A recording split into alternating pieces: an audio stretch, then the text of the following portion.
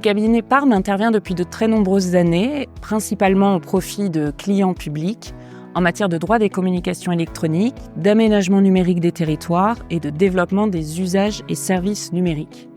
Il s'agit d'un secteur phare d'intervention du cabinet, dans lequel il intervient soit seul, soit dans le cadre de groupements constitués avec des partenaires techniques ou financiers.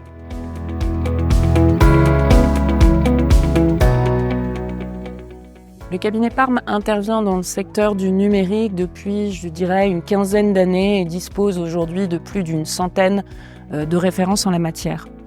À titre personnel, j'interviens dans ce secteur depuis 2011, date à laquelle je suis devenu avocat, et depuis 2015 au sein du cabinet Parme Avocat.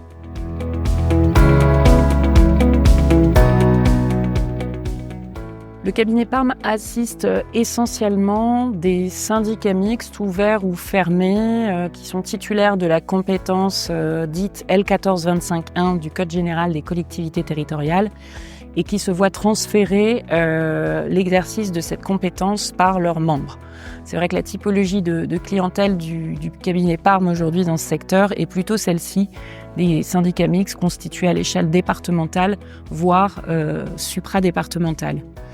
On peut intervenir aussi pour des projets à l'échelle régionale dans le cadre de l'élaboration de stratégies à une échelle plus grande ou encore au profit d'établissements publics de coopération intercommunale. Il est vrai que les projets récents, notamment en matière d'usage et services et de développement de villes ou cités intelligentes, se développent plutôt à l'échelon intercommunal.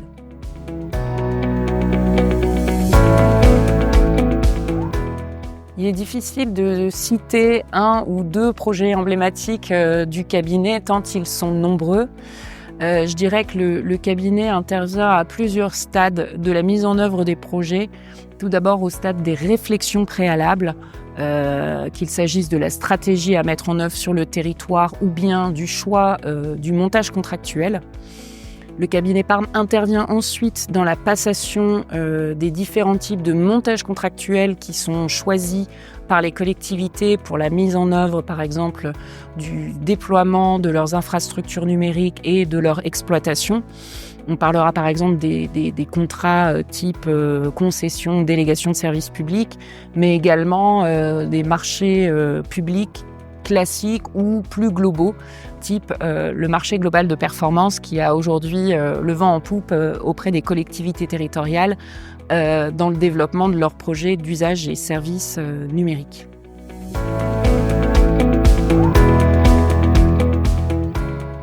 Nous intervenons également pour sécuriser l'action des collectivités territoriales. Donc ça peut passer par des missions de conseil ponctuelles ou bien, s'agissant des syndicats mixtes dont j'ai parlé tout à l'heure, dans la sécurisation de leur action.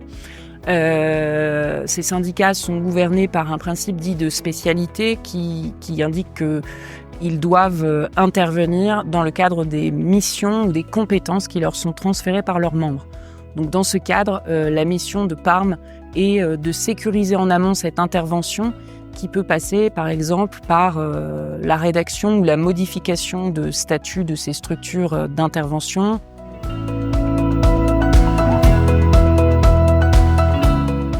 Le droit du numérique emporte de nombreux champs et domaines d'intervention qui ne sont pas simplement limités au droit de la commande publique.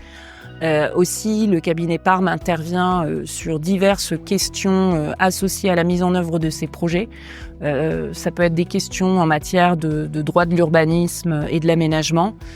Ça peut être également des questions en droit de l'environnement ou encore en droit communautaire. Je pense notamment à toutes les réglementations propres à la protection des données personnelles.